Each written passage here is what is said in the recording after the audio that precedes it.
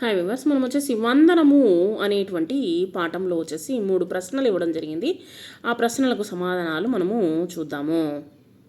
So మనం చూడబోయేటువంటి పాఠం వచ్చేసి బాలభారతి 1వ తరగతి తెలుగు వచ్చేసి ఫస్ట్ స్టాండర్డ్ 2026లో ప్రింట్ చేసినటువంటి పుస్తకం ఇది.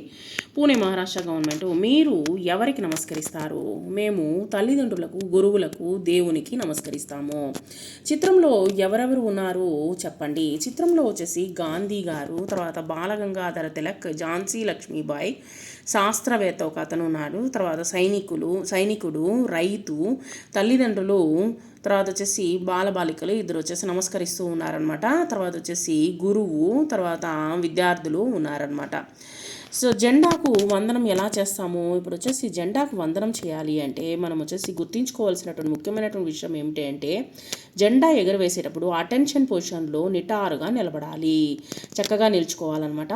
కుడి చేతిని నుదిటి భాగం వరకు తీసుకువచ్చి అరచేతిని కిందికి ఉండేలా చూసుకోవాలి. చూస్తూ గౌరవపూర్వకంగా సెల్యూట్ అనేటువంటిది చేయాలి జెండాకు. మన దృష్టి జాతీయ జెండా వైపు మాత్రమే ఉండాలి.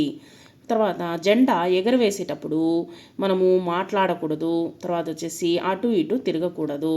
ఇవన్నీ మనము గుర్తుంచుకోవాలి జెండాకు వందనం చేసేటప్పుడు. కాబట్టి దీన్ని గుర్తుంచుకొని మనము పాటిద్దాము.